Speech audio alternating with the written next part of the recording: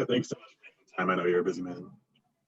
No, this is, I saw how excited I am. I'd love to know too. I really wish we were on campus and, it's such a highlight for all of us.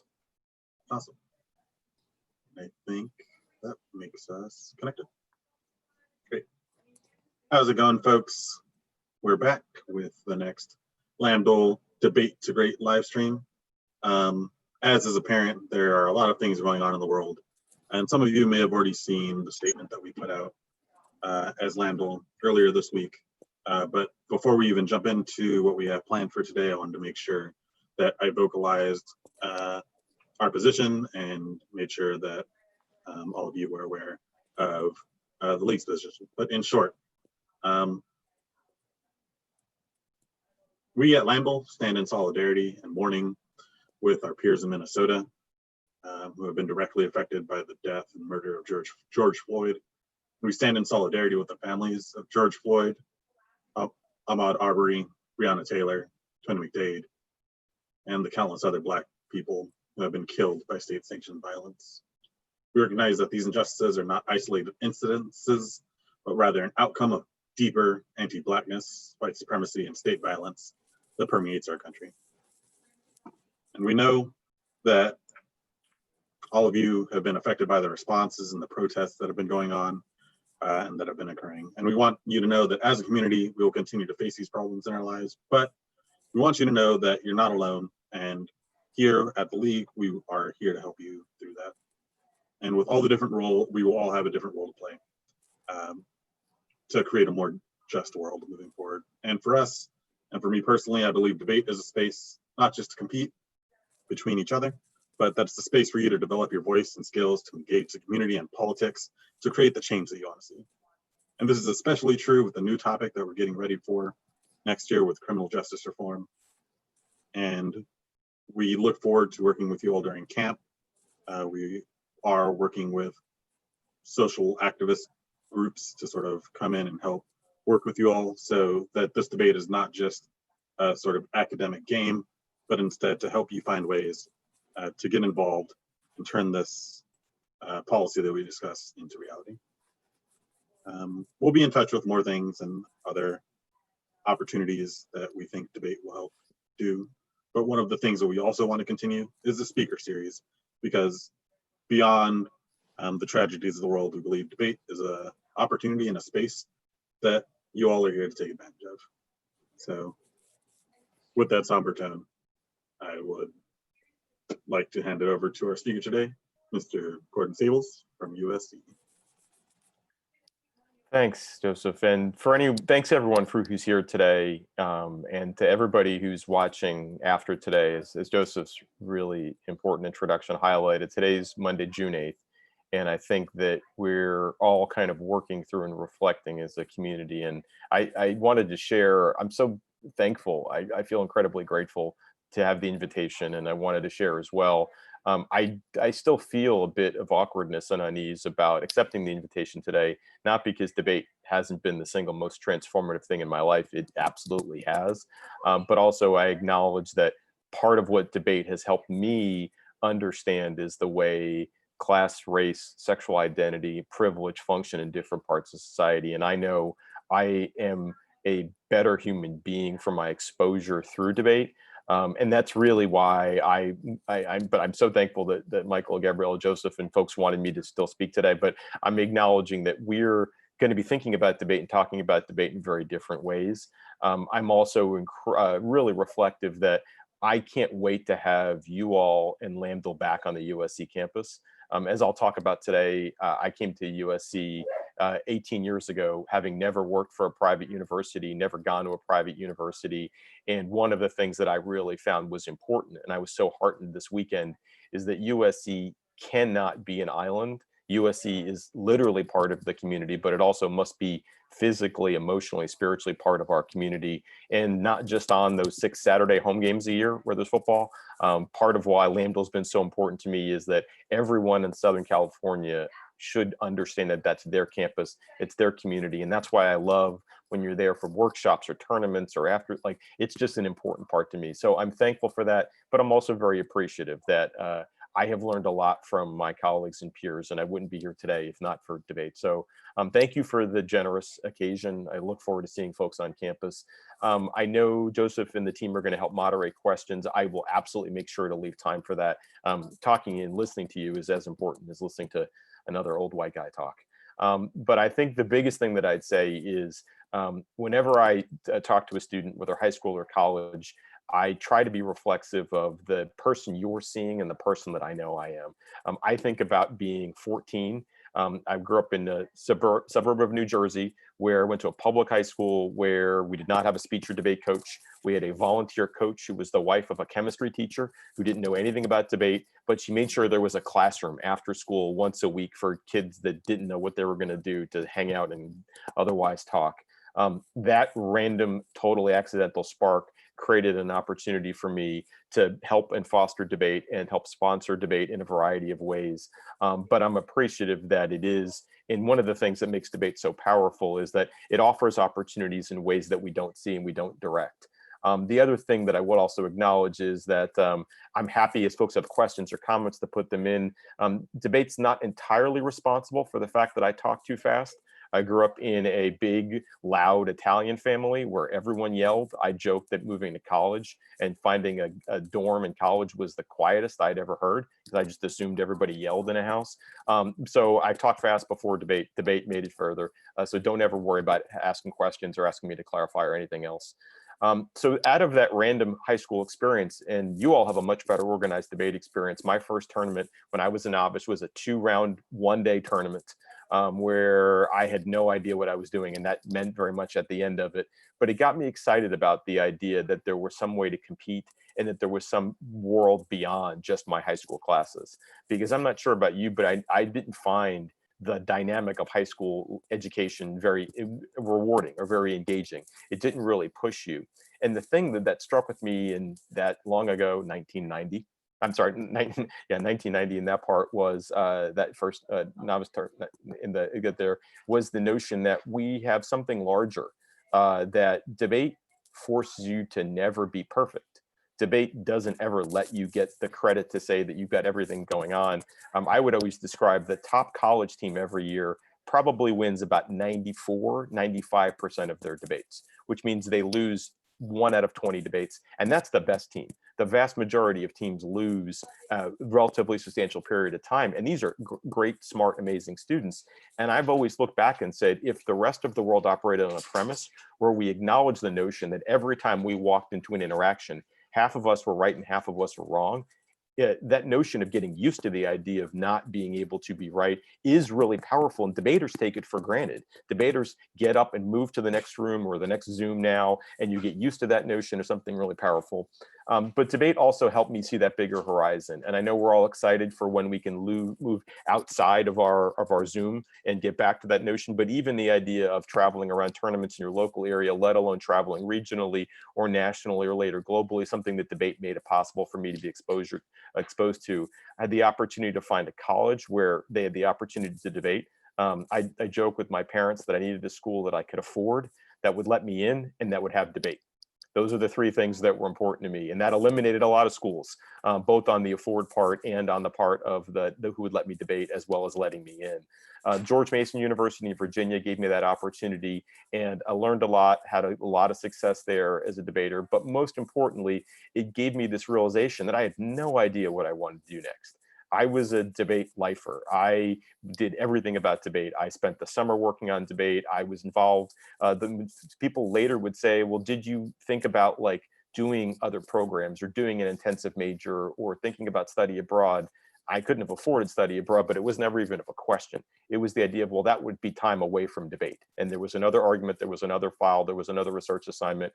And I remember my senior year at the NDT, losing our last debate in the elims of the NDT, going back to the hotel and basically almost falling asleep in the shower, because it was this exhaustion of this understanding of I'm done debating. And I've always loved that NCAA commercial that says every athlete goes pro in something other than their sport, or virtually every NCAA athlete. I think that's something true about debaters. Part of why I'm so happy to talk here today is whether your last debate is next month, a year from now, 6 or 7 years from now, everyone finishes competing. The question of what debate does to organize and think about it helps make sense of where you go. And one thing I want to kind of demystify a little bit is I'm one of these way too many common people you probably interact with where they become a communication person.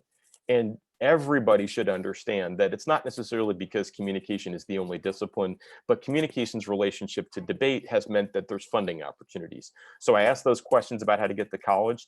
Those questions for grad school is even more important. I wanted to work. I wanted to actually make money and try to be a person. And when I realized kind of the differences and again, what not being motivated by, I found the graduate school was an option. And if you're interested in communication, there were places that would subsidize and help pay for that school.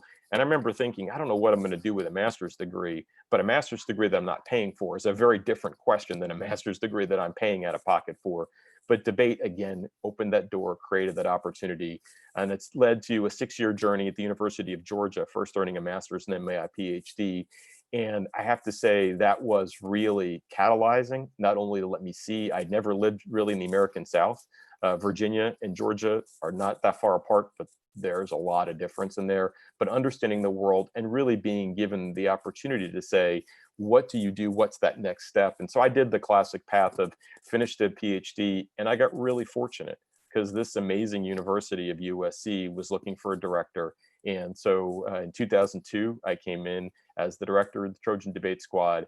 And it's been the opportunity of a lifetime. And I think the thing that I would share with everyone is you think that there's concrete parts of a debate program. I mean, I got there was a team before that had been in the quarters to seed a national. So there were good debaters. I didn't cause good debaters. Let's not confuse that. But what I looked and I realized and said, there's this amazing university and it has so much potential, not just to win on the debate field and the debate tournaments, which you do, but also to make sure that you really play a significant role in the lives of your alums and in the lives of your community.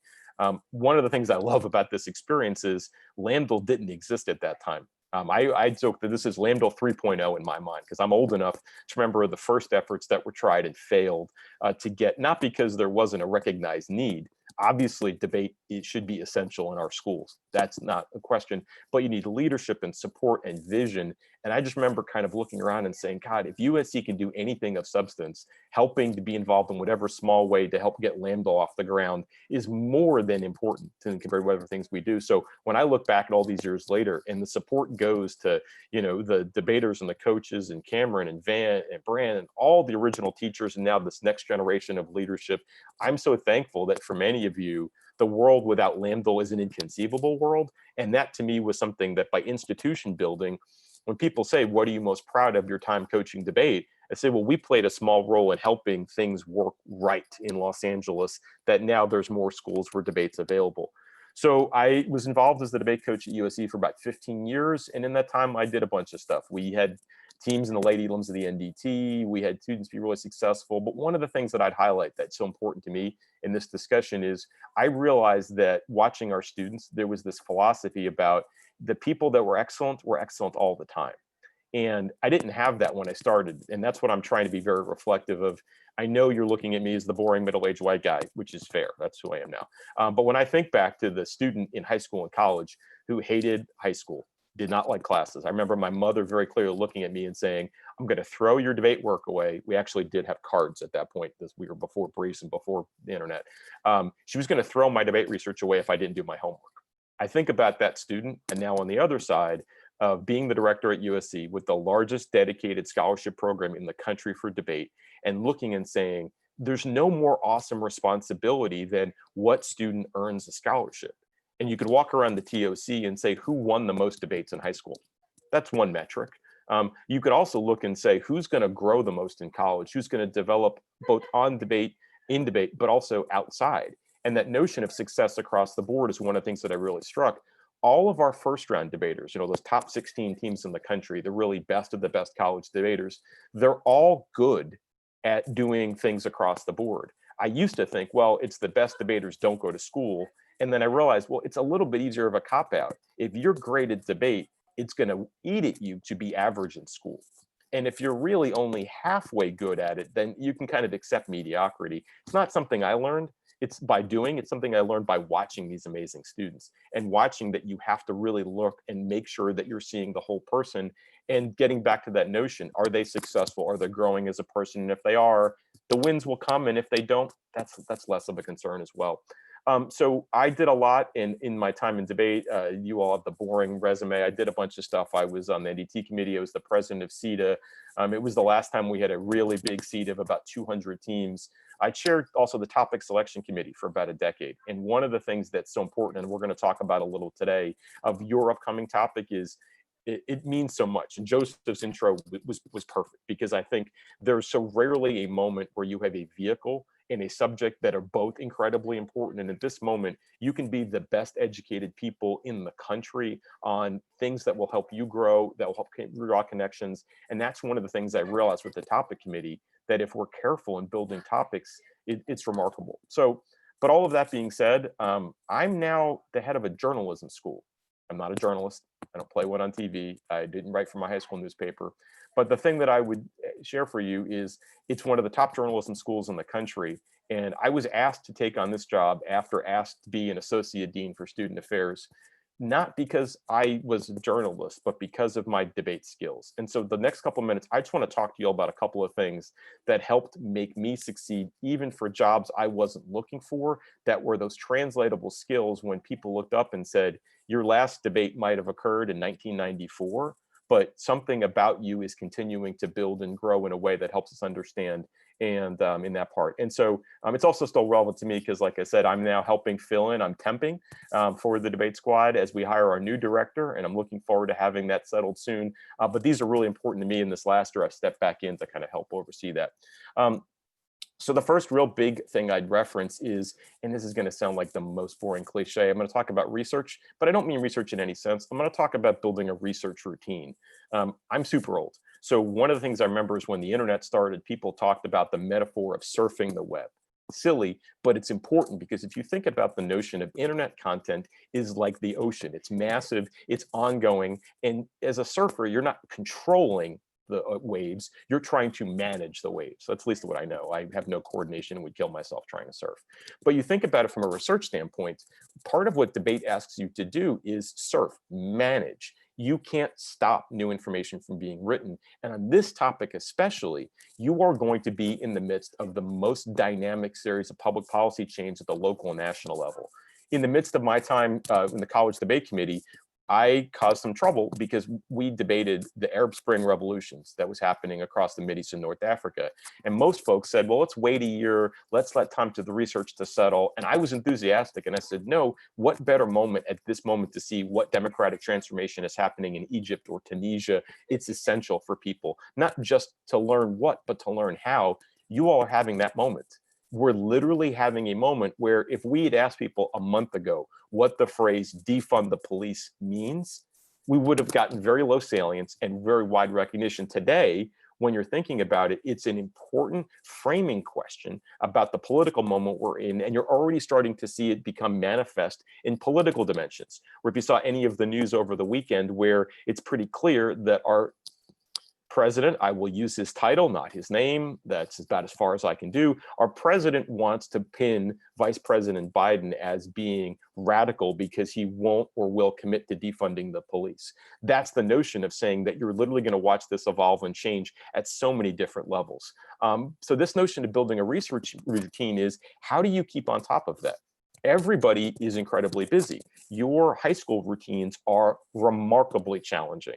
Whenever I talk to incoming first-year students, and typically with their families who are worried about how are you going to succeed in college, I first ask the student to describe their high school day and what time they get up, what time they get to school, how long they're after at school, all their extracurriculars, the jobs that they're doing, the support for their family, their homework. You all do more hours in high school than you do in college. If someone hasn't already spoiled that for you, that is the actual reality of it. But it highlights this notion, when do you take time to research, and how do you catch up? If you've got a busy week with home or family life, how do you follow this? I'll include this in links that I'm happy to share, but one of the things that I've done that's still integral to my success is the use of an RSS feed is basically a way to surf web content. And there's a series of free tools that I'll share where basically you ask the question instead of having to wake up and Google and say, when was the last time I Googled how many states have changed the policy, for instance, on disciplinary measures that police unions can veto? That's a very specific question that's absolutely going to be relevant to your topic on that policing section. The notion of creating a series of alerts. You may, for instance, have a Google alert set up, and I don't know if that's come up, but having not only Google alerts set up where you can say, tell me what's happening on the web that use these certain phrases, but then having it organized back. An RSS feed is just a way to organize your own web content, where you log in the morning and you say, there are 30 articles written in the last 24 hours using this phrase. You get a chance to see it. And why this is so important, it lets you not only use those phrases, but that you can learn different folks that are going to be involved. So for instance, you've probably seen a lot of editorials lately from people who were senior staffers on President Obama's task force on 21st century policing. They wrote a huge report in 2015 that was central to a lot of the consent decrees and a lot of the other changes that were happening in police departments. Now, these are the folks who are furious that there was good policy work that was being done that's been abandoned in the last 3.5 years. If you start finding the resources of where these folks are writing articles, creating support, you're both being more identified of how things are happening, of what's going on, but it also then lets you kind of see and be involved in this process. So that notion of creating a routine and a research routine where content is coming at you, and when you have a moment, you can catch up on it, it's a much easier way. And I distinguish it from social media was never designed as a comprehensive research tool. And the easiest way I can frame that question is, how many missed tweets do you have when you're not on Twitter?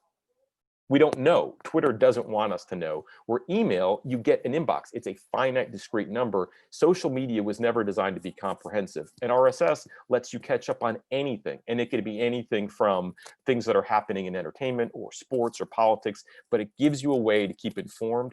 And as someone right now who's had to learn new fields, that ability to be conversant and contemporary in what's happening is something busy people don't have. We all struggle with it, and it lets you work across different news organizations.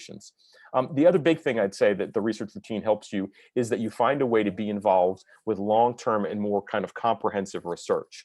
One of the things that you all are going to dig into, and I think you're way ahead of me. I know your high school curriculum is better than mine. You've got better coaching and you're involved in so many other ways. One of the things that's significant is a lot of the problem of news articles and more recent material is they don't have the same perspective. They don't have the same depth of understand. And I will go back for one of the things that was central to me. There's a book that's way old that you all should not have to directly worry about because there's now been a generation of scholarship. But I was a sophomore in college. There was a book written called The Hollow Hope by a University of Chicago law professor. And in it, he raised what to you all is going to sound like a very reasonable, intuitive position that we understand now, in that the relationship between the law, public opinion, and social change is not a direct straight line or direct causal line. But when you stop and think about so much of our history is framed around that idea, well, the laws changed, therefore public opinion changed, or public opinion changed, therefore the law changed, the story ends. When you ask Americans, especially my generation, your parents' generation or older, explain what civil rights were like in this country, or the way we should frame it now, violence against communities of color in the 1970s, most people are going to struggle for an answer. There's not a comprehensive meta-narrative. People have lived experience they can share. What was life like in places? But when you think about how history uses dominant experiences, so the demonstrations in the late 60s, the civil rights legislation, and then all the way there's this awkwardness where if your family lived in California, they may talk about Prop 187. And one of the things that they'll talk about in Prop 187 is, it may seem very different. I know California being a progressive nation state is a relatively recent phenomenon. In the late 1980s, the notion that California was conservative, and California voters voted to restrict access to public services like schools and medical facilities to undocumented folks. And not only did they restrict it, they took one step further and said, if you're a public school employee or a medical employee, you have an affirmative obligation to report if you have a patient or a student who's undocumented. That sounds like something today you would expect Texas to pass or Georgia to pass. But when you think about it, the reason I talk about this broader scholarship is Gerald Rosenberg, the scholar who wrote The Hollow Hope, what he talked about is to say, well, actually, if you look at the broad body of public opinion, you can see, for instance, that it was the movement of civil rights that created the inevitability of the legislative passage of the civil rights movement. But it also would explain, for instance, how there was not a pro-life anti-abortion movement in this country before Roe versus Wade. Public opinion was growing. More states had liberalized abortion laws. But once the Supreme Court created law, then public opinion moved and shifted. And I think, as I'm reading lots of articles in the last few days that talk about how is public opinion changing now. So for instance, the ability for people to use the phrase Black Lives Matter, not just as an expression of solidarity, we're actually beginning to see, unfortunately, the beginning of a tipping point where it's commodified and it's culturally appropriated in ways that lose some of that same resonance. But that's that notion of a year ago, 4 years ago, how politically sensitive it was for that phrase to be uttered. You all are seeing history change, but the ability to say, how do we create historical policy change that also ties to public opinion? All of that is a way, so you're going to need that scholarly research. You're going to need a way to organize that and think about it. And debate also amplifies that. One of the things that I'd also reference there is debate as a second big tool beyond the research component. Debate lets you look for advocacies and test those advocacies, not just about the notion of the value of the idea. And I don't mean to diminish the importance of debate. Debate, every round is important. Every argument uttered in debate is important.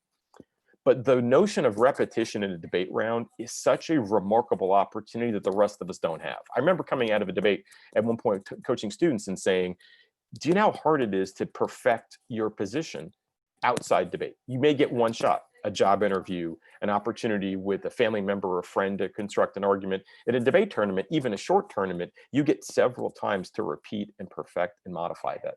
And in each of those settings, that's one of those areas where you think about debate forces you to say, okay, even if every single one of us on this call and every single one of us watching this agreed that we need widespread public demonstration cutting across racial and ethnic communities in order to get real change against police violence. Okay, we all agree. Now, debate pushes you ahead and says, all right, but now you're negative. You have to disagree with that. And you may not want to disagree, but the notion of saying, well, are there tactical decisions? Are there strategic decisions? And for me, that difference, if you think about strategy, is that broad goal. What do we want? A substantial elimination of police violence against communities of color. That's the strategy. The goal is, how do you get there? What are those tactics? So one of the things that I think is really significant that debaters would look and recognize and see, if you saw any of the interviews with some of the Black Lives Matters leaders this week, what they talked about was the strategic implications of where the demonstration should happen. And they looked and said, in history, it became very easy when demonstrations happened in South Central and other communities of color for other communities to say, well, that's a problem over there. It's not what's involved. And you saw the difference. A week ago on Saturday, the mayor of Los Angeles was committed to that there was no National Guard. He was committed that things were small. They hadn't even really clarified the curfew. As soon as the protest started to be out in Fairfax, and on the West Side in communities that they had not prepared for, it began to change the conversation. And you think about how having the protests in Beverly Hills, to me, that is something that you don't need to learn from debate. The amazing leaders of BLM obviously work that out without needing debate. But for debaters, we're forced in that place where having a good idea doesn't lend itself to just being enough. What is the tactical ways to make that idea possible? And to me, I can't tell you how many times I'm in a conversation like this morning, where we're trying to figure out how to reopen a university in the midst of a global pandemic. And I might have a broad strategy discussion, but I can look at people and say, all right, I agree with you. How do we get there? And the other piece that's relevant, and I know it's really easy and say, like, people will talk about how garbagey fiat is and how silly fiat is. And, you know, that's just like, but here's the part. Fiat to me was just always a way for us to say, we have the most unlimited cultural imagination. And debaters have done better at this. They now say that doesn't have to extend to governmental fiat. That could be communities, that could be the people in the room. But think about the power of debate's one of the few settings where you don't start the conversation with what's possible. That's not what your best argument is. Your argument is, what's the best argument? What's the most desirable argument? And debaters, we're so fortunate that we're given that flexibility to say, don't consider what's possible. I mean, think about it. If the Black Lives Matter protesters and leadership 2 weeks ago had stopped and thought about it and said, can we really get defunding of police departments, or what happened in Minneapolis over the weekend that the city council agreed to deconstitute and now work to reconstitute a police department. If they had started with what was possible, that already suffers from a loss of imagination. And I think one of the biggest things we struggle with as a culture, as a community, as a people, is that we have failures of imagination. One of the ones that hurts me the most, I told you I grew up in New Jersey, and one of the things, 9/11 meant a lot of things to a lot of people. And one of the things, and you read the 9/11 Commission report, and it looked at and said, part of it was just so intellectually hard for people to understand how something that we took for granted as a common part of the way a community functioned, we used air travel to get around because it was more convenient and more accessible, could be turned into a weapon. Well, the commission report makes this really compelling point that really silly, geeky, dorky action writer Tom Clancy, who's written a bunch of the silly books you might have seen only recently, the new Jack Ryan series that the guy from The Office is in, the guy that wrote all those books. He wrote a book about 10 years before 9/11, where he talked about how the father of a service member who'd been killed became radicalized. He was an airline pilot. And in response, he drove a 747 into the Capitol during the State of the Union address, wiping out the entire top of the government. Now, why do I reference that? That book sold millions of copies.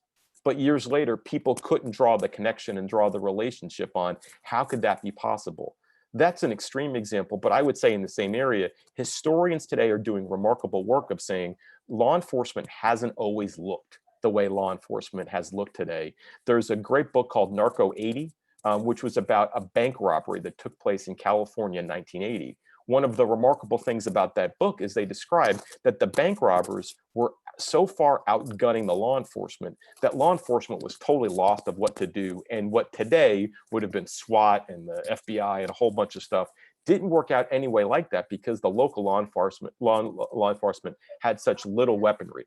And I point that out to highlight as early as 1980, when I was a kid, law enforcement had dramatically different access to physical weapons. So when you're thinking about desirability or what's possible, it does seem inevitable that there is that remarkable asymmetry, but it doesn't have to be. And as debaters, you can be in places and you'll find research and literature to do that. So the last big positive thing that I want to talk about is something I've learned as a manager. I wasn't hired as a dean or as a journalism director because I was the best journalist or the best journalist expert. I was hired, and this folks talked to me about this, by managerial skills and working with people. One of the first things that you have at your resource is debate forces a form of critical listening that the rest of the world doesn't get to do. Now, I know I'm going to be like every other old person on here and talk about flowing. Flowing is essential. I know it is boring. I know it can be difficult, but you will never have a moment in any setting, professional, personal, anything, where if you're the one person in the room who can detail what was communicated, and not just in a cartoonish way, you can say, this other person was talking about how we need to take this step for this reason. There's also a degree of cultural respect that you engage. Really good research has been done of saying one of the ways that microaggressive cultures continue to promulgate that people that look like me, being very honest, that wind up in leadership positions is people of color and women are not validated in interpersonal professional settings. One of the common ways is you have a group of people and a white guy's got an idea and a woman of color has an idea. The white guy can glom on and say, that was my idea. People don't remember. They don't grant that visibility, that legitimacy. A debater who's been trained in careful listening and flowing has those notes and can do the read back that you can do in a cross-ex or in a rebuttal. You can say, but wait a minute. My colleague said this was her argument, this was her position, and I am in favor and I'm supporting that. I got to tell you, I would do that all the time in meetings, not because I mean, candid, it wasn't a strategic decision. It was, I knew I was surrounded by subject matter experts. My role wasn't to out-knowledge them like in debate. It was to figure out how we get to the end, how we get to the solution, how we get to the best argument. But people started referencing it and they're saying, you actually hear what other people say. You validate their perspectives, you go back to it, and you can do so even in a long, hour-long Zoom meeting or in a 3-hour-long conversation where different dimensions. That's something where, think about the next time you're in a cross-ex, that notion of active listening is so remarkably powerful that you're really someone who gives space to other people and engages them in ways that I can't really describe. And just there's not those other comparisons. But I wanted to be honest, in my last time before we take questions, debate is the best But I always say, like, debate is the best thing, even though debate's got its flaws. So I wanted to highlight a couple of things that, for me, being candid, debate slowed down other successes, aside from the fast talking. And yes, even in my last big job presentation a year ago, spoke for an hour. You can imagine how many pages of text that was. And people looked up and said, that was wonderful. I wish it had been on half speed. But one of the biggest things I was going to say is debate has a methodological bias towards qualitative and away from quantitative modes of thought. And I think that division's false, but that's a division that we live in now. We live in a world of big data. Every field that you all will go into will need to find ways not only to generate good arguments and good perspectives, but aggregate and amplify those in other ways. They shouldn't be that exclusive. I remember years ago, part of my side work in debate is I did some early work on what debate could look like online.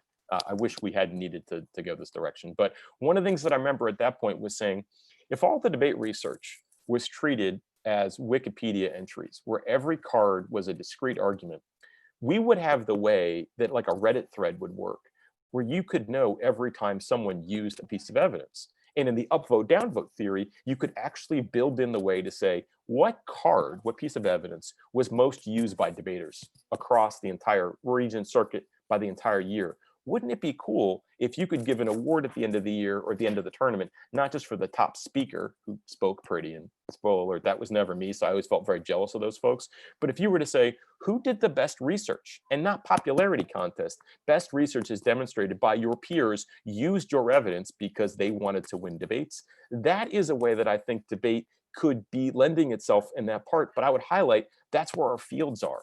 The question that you're going to confront over and over this year is people will make dramatic conclusions of law enforcement can't be reformed, that systematic structural violence can or cannot be adjusted.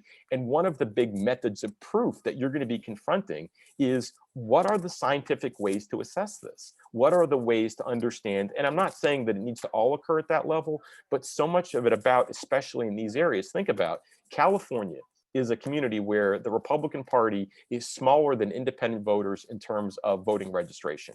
So as the police reforms come to bear, there is going to be the opportunity for folks to say, what is quantitative evidence about which law enforcement reforms actually reduce in, for instance, less use of officers holstering their weapons, less use of deadly force incidents, less even incidents at all involving a people of color. There's a quantitative question, and it's not just unique to debate, it's the whole world.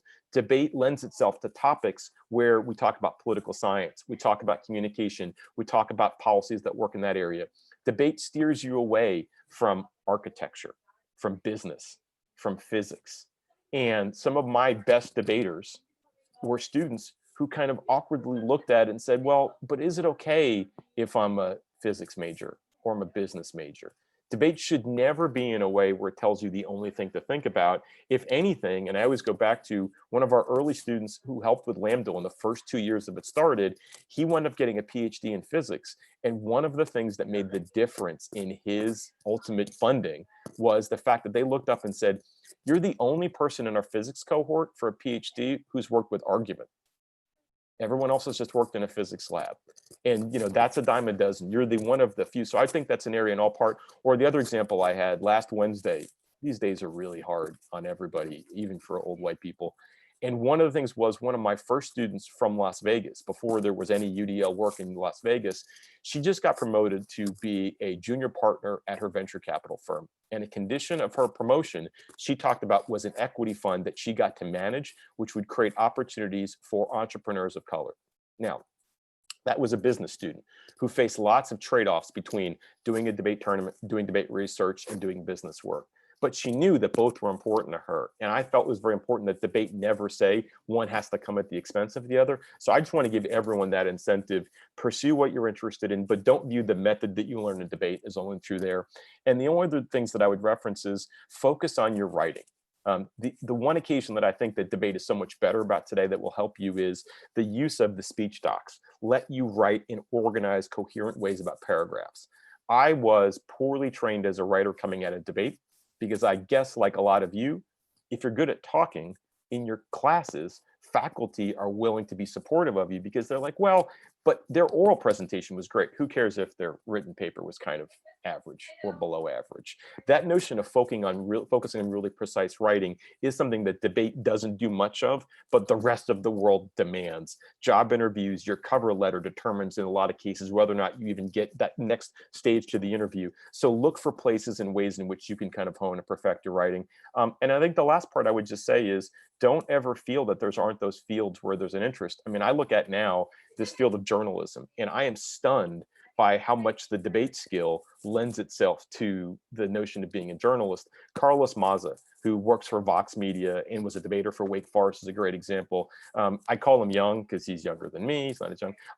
He is a Latinx gentleman that self-identifies as a sexual minority, and his work has been very important about convincing people the difference in the way media relates and understands. And he talks about how his debate perspective informed and shaped his ability to be a researcher and have a voice and amplify that voice. And I just think when you watch the difficulty of what journalists have, and if you think journalists don't struggle with this notion of agency and fiat, every controversy that you're seeing this weekend, from the New York Times running that asinine editorial, by Senator Cotton, or the Philadelphia Inquirer, who ran that embarrassing editorial about buildings matter, it speaks to that the rest of the world doesn't have this notion of fiat and agency that debaters in your first year begin and understand and take for granted. So I would say, any field that you want to be engaged by, don't think that this debate's lack of familiarity is an opportunity for that. And then so I want to close there, but I just wanted to say that, for the near term, until we have our new director in place, I'm the acting director at USC. As I mentioned before, Lambdal is probably the most important thing our debate program does. The scholarship program is absolutely essential to the way that I see and work this through. So if folks have questions about the university or admissions, we'll have a few minutes today, but also know that you can certainly follow up. And I'm just really honored to be able to talk with you all for a little bit today. And I can't wait to thank all of you on our campus before, because I know, debate is the reason that I've had all the success that I have had, and anything we can do to help that journey for you is absolutely our obligation and our pleasure. So thanks all. That was awesome, and folks are excited to hear a little bit deeper on some of the things you're talking about. So I'll just jump straight into the questions because we're all fast talkers here. So something that some folks are interested in, there's a couple of questions that sort of surround this. But in terms of journalism, for this new generation of folks, this sort of Gen Z, post 9/11 born people that are currently in high school or debaters, that sort of are entrenched in the internet, how do you think that's shaped journalism now, and how do you think that's going to change moving forward? That's such a great question. And so the person to me, and I've been fortunate to be able to work with him a little bit, is Wesley Lowery, who's now at the Washington Post. He is amazing, and I think he reflects this new sensibility. He's got a great quote that was in an article this weekend where he said, historically, journalism viewed itself as the conveyor of facts. And he said, the problem is journalism needs to understand its relationship to truth. And this is a young Black journalist who really became a national celebrity because he was reporting from Ferguson as one of the few Black journalists there that was experiencing it. And he wasn't doing it in a distanced way where he said, well, my job is to stand neutrally on the sideline and not be kind of, he was saying, this is what the police are doing. And if I need to call it a police riot because that's what's happening, I think that's the perspective that today's students appreciate, is that neutrality, you know the cliche phrase about neutrality, and you've heard the kind of the glib references to Dr. King's quotes about the neutrality of white allies. I think the thing that today folks understand, especially students understand, is you need journalism that you may not always agree with, but that you trust that they understand what they're talking about and their ethical relationship to that subject. And I think the part that's significant is that's actually the long history of journalism. There's only about a 60 or 70 year window. It just happened to be the last 60 or 70 years where people had the opposite view. And if you live most other places in the world, that's what they get.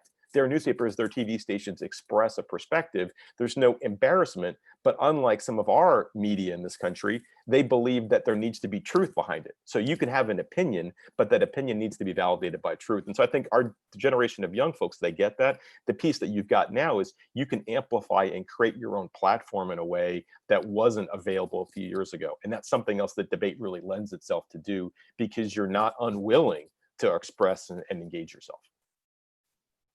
Yeah, and at least for me, at least following the news that's been going on, it's been really interesting to see how the newspapers and writing sort of change how they write about certain subjects. So, for example, we're talking about the police or the protesters, right? Where they're using passive voice, active voice, right? And the sort of distinction in the writing between younger folks and sort of more established outlets. It's interesting to see where that's going. Absolutely. And I think this is the part about that consumption. Everything I said about a research routine is not just about debate topics. It's about how to understand our world. I mean, the one that I reference is, if anyone isn't reading LA Taco, that is, for me, they do great local journalism. They're mostly filmed about Boyle Heights and on the east side of LA.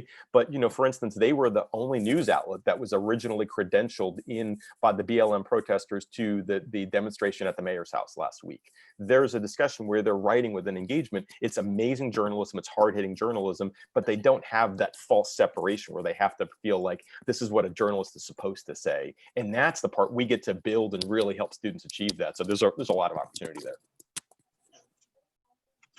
Sort of leads into the next question. For folks that are in journalism, how do they feel about journalists being attacked and arrested in this sort of situation that's been happening with the protests? And how do you feel about that? I mean, it's really hard. My faculty colleagues were just working on a statement today. Statements, they're great, but they're also statements. And I think the biggest thing is for people, honestly, it's an acknowledgement of some of the practices that people have seen around the world. And, one of the biggest thing I think that journalists and debaters could have in common, think about this moment, is debaters have always had the ability to think critically about the United States, that might have looked at the notion of American exceptionalism, but never genuflected at the idea the United States is separate or different. If it's different, it's because it could be better and it tries to be better, but it doesn't always. I think one of the hard parts is you're watching people who have seen the way that state violence is used around the world against demonstrators, now looking at home, and the better ones are being ethical and clear and saying, is that how we understood that in the past? And the one that I'd reference for folks is, how would you write about this moment if you were not an American? And thinking about it, and there's this really interesting perspective on it. But I mean, it's also, the other piece of it is it's terrifying in the sense, because you think about these three real core principles of equality, demonstrations, and free press that are all under attack at the same time, and they're under attack for a particular reason, because that they violate and they threaten people. So it's a really scary moment. Although, I don't know about you all, but I feel at least more optimistic. I think this is an area where you saw the will of the people supersede the will of the president. And even as an old person, those moments don't happen very often. And they're a sea change. There's a dramatic difference in where we are. It doesn't guarantee anything, but this week did not have to end the way this week ended. Yeah, it's definitely important to see, and it's been interesting to sort of see unfold. And I'm just, although I feel the sort of trauma that folks are going through, it's also sort of a great vessel for change that folks want and have been needing desperately for a long time. Sort of in a similar vein, in terms of journalism and things, are there things that students could be doing now, sort of even in high school, that you think would be, like, if they're interested in this sort of thing, to start?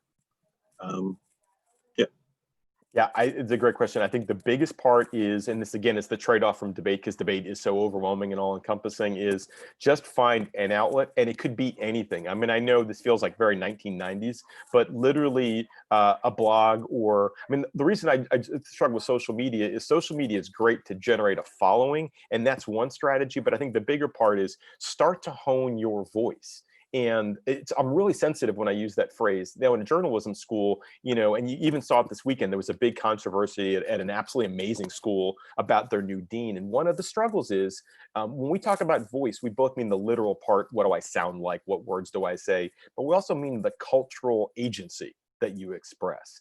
And I think one of the things that's important for students to be working on is, as a journalism school, we can teach you the mechanics of how to do film production or documentary production or long form text or audio, but we need journalists that understand what voice they're trying to achieve.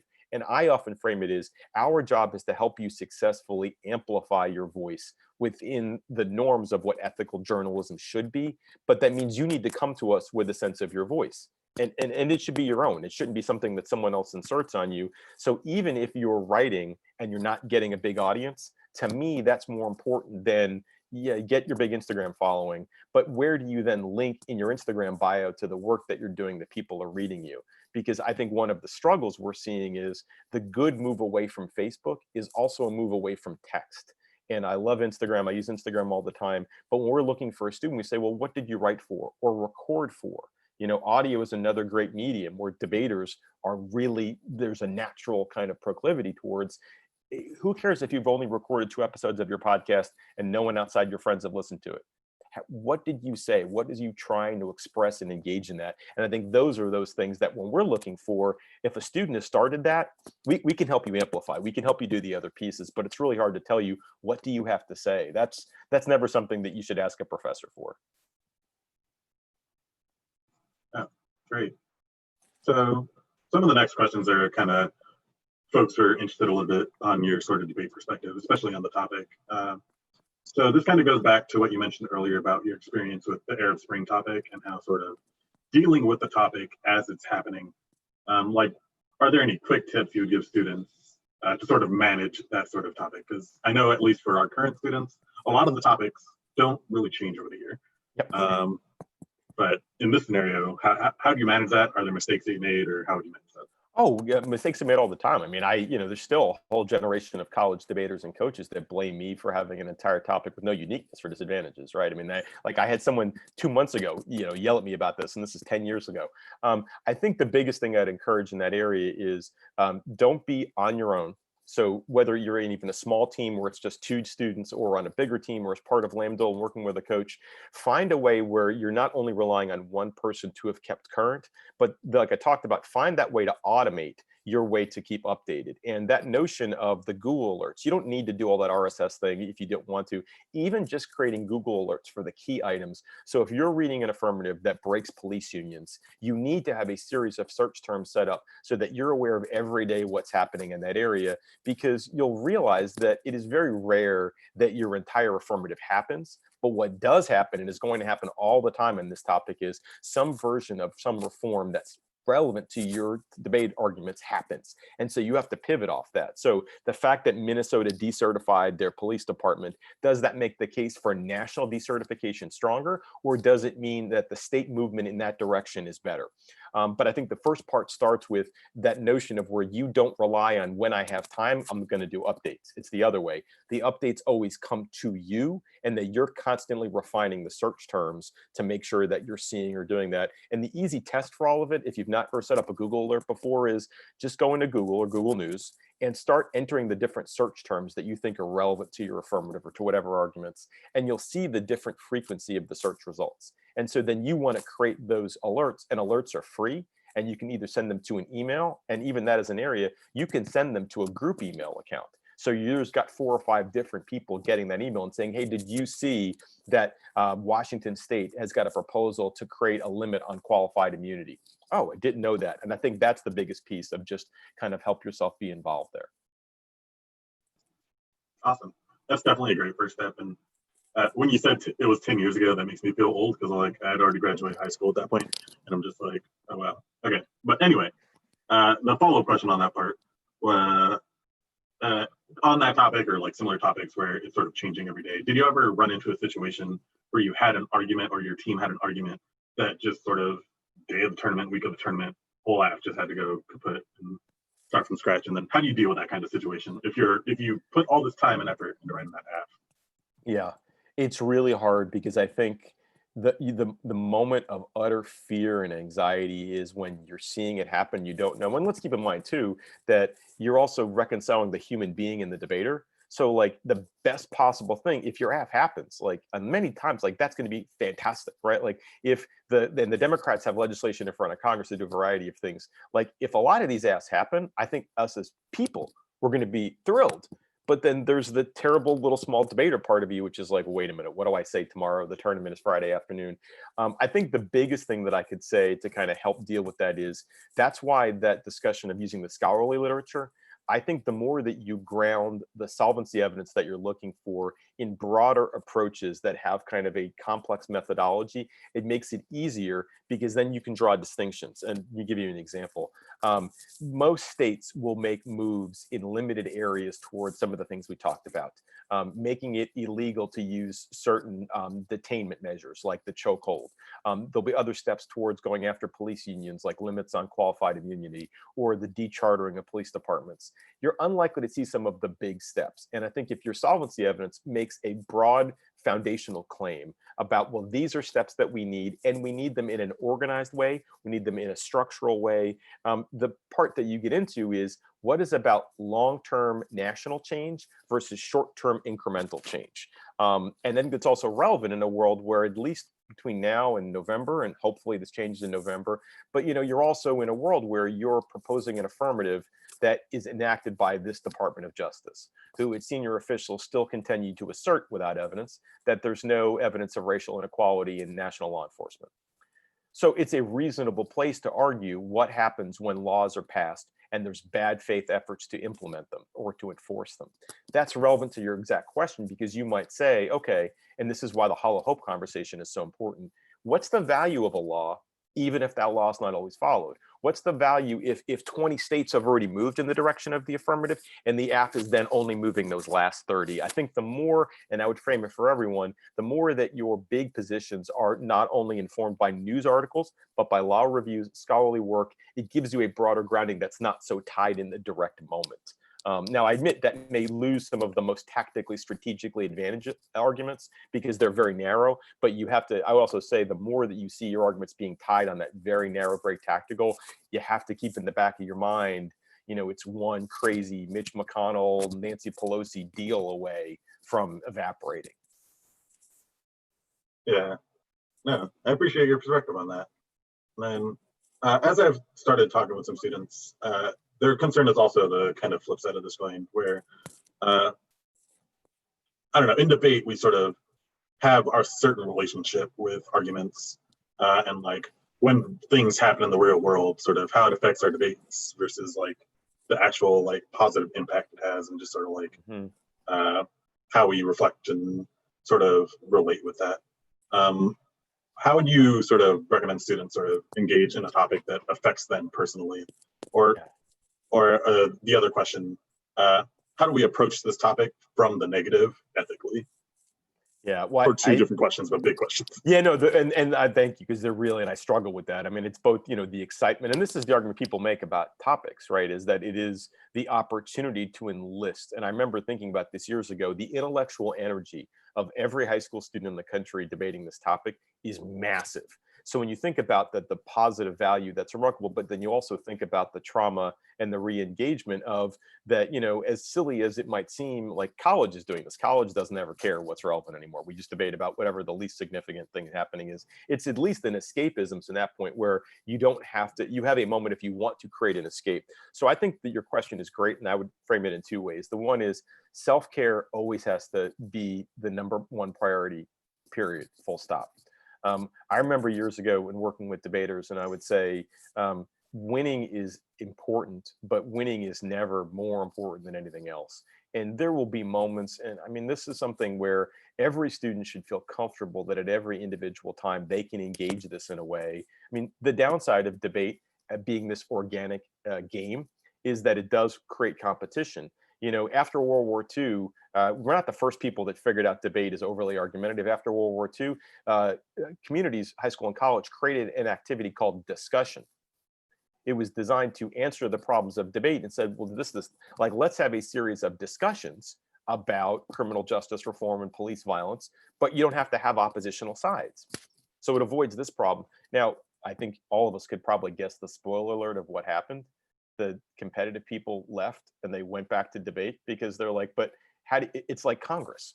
If you've ever done like Congress or an IE event where like you're ranked, but there's no winner. There's no winner or loser. So, but I think it's that tension of the self-care is significant, that this is going to be ongoing, that this is, and I think people understand this, individual lived experience can't be charted in a linear moment. So it's not like I'm okay today and I'm not okay tomorrow, and there's going to be a better and worse. I think everyone has to have that. So whether it's tournaments or coaches or partners, everyone's got to be in a space where you recognize that having that capacity as a human being to deal with it is absolutely the most important. I think that's the only ethical priority. And on the flip side of it is, I also think there's this notion of one of the big challenges that we talk about is how to make sustained long-term cultural change. So part of why I thought the Hall of Hope was so argument is I remember reading it, and I was, 21 and thought I knew everything. And I remember reading it, and I'm like, this, and I will excuse the language because I'm trying to be respectful. But I was like, this old white SOB says we would be better off if the Roe versus Wade hadn't happened and legalized abortion nationwide, or if the civil rights movement had had more time to culminate before the civil rights legislation in the late 60s passed. That's unethical, and it violated, it kind of blew my mind. I remember just being furious and angry. And then I had the discussion. I remember reading some of it. Is, for instance, we're one of the very few industrialized democracies where abortion has become a contentious political issue between the parties, not exclusively, but one of the reasons why is the political conversation came from the law changing. And one of the discussions that I think for everybody is there's a win and a loss, whose argument wins. But if everyone has an ethical premise of saying, no one is going to engage in overt engagement of white supremacy or non-racist and non-anti-racist perspectives, that doesn't mean that everyone's going to engage in a sophisticated anti-racist perspective, which just skins back to strategy versus tactics. If the discussion is how do we stop violence against communities of color, that isn't the same as did we vote AF. And the example that I would give in some areas is that it's really hard to talk about backlash arguments. But there are some amazing historians that are writing right now, and I can share with you a link that I read the other day. It's remarkable. Basically, she's arguing the defining characteristic of American history may be white backlash to cultural change. Because she's saying, as opposed to we tell the story the other direction of here is when women gained the right to vote. Here is when the end of the Civil War legislation happened. Here is the civil rights movement of the 60s. Here is the gay rights legislation that happened in the 2000s. She posits the other way and says, okay, you could read it the other side, which is that you have movement. And, I had this discussion the other day. I was thinking about it. If anyone who's been struck by listening to Changes by Tupac, again, I'm old, so old music, but Tupac says the country wasn't ready for a black president. And I remember being like, well, I wish he was alive because we were. But then the understanding is, well, were we? Some people were, many people were not. The Trump presidency about nativism isn't coherent without the Obama presidency. And so I think one of the arguments that framed is, I think ethical debates about backlash are not about opposition to the goal. They're the essential characteristic, which is to say, and I'm sorry for my political opinion, but if this president was to win 4 more years in office, God help us all, what would be the most ethical way for a nation of laws to still continue to make progress on these questions? Because you'll notice in the communities, one of the amazing discussions is no one is saying, well, we have to wait until this president's over. No one is interested in waiting. They're saying, in a world of imperfect solutions, what's the best way to move forward? So suddenly, maybe you've engaged, again, old argument, the state's counterplan was once upon a time dismissed as, well, that's the wrong vehicle, the wrong mechanism. There's a big argument that California, when it moved on some of these questions, when California, and again, not by popular vote, when the Supreme Court of California struck down Prop 187, it created and it moved a political conversation in the same way that what you saw happen with when California, and this is again, only about 10 years ago, California voted against gay marriage. California voters voted against gay marriage about 10 years ago. The backlash created the legislative fight, and ultimately the Supreme Court struck it down. That question of goal and tactics aren't the same. And I think if you're ethical, there's a way to do that, but understanding that this is going to not be easy for anyone. But I think that's the ethical premise. And I think the broad frame is, if it's about anti-racism, then you avoid the discussion of, well, what other impacts are relevant? And I think in many ways that I would say is a negative team, if you say every impact to our backlash and strategy arguments is framed in a notion of anti-racist progress, that's the right intervention to think about it. I've had these thoughts since the topic came out, but you worded them so gracefully. I appreciate that. But it looks like we're coming up at the top of the hour. If you had anything else, now's the time. But I mean, I just wanted to, thank everybody again. And seriously, I mean, the notion you want to talk about debate and engage the topic, but seriously, I know you hear everyone say we can't wait to be back in different versions of where we are, but we can't wait for Lambda to be on USC's campus. We're here to support. And one of the things I made that comment at the top about being excellent across the board, I hope some folks in this call come to USC and debate at USC, but also our primary mission is to help Lambda and help support each of you. So if there's a coach or there's a director, I mean, I know Lambda is now amazing and global and you've got alums and people all over, but if there's ever a way in which the USC or the Trojan Debate Squad can be a resource or a support for anybody in Lambda, I mean, that's the essence of it, So I would say watching folks succeed is our primary interest and our primary goal. Yeah, I hope some of you succeed for us, but that's a much smaller goal than just making sure that we can help everybody.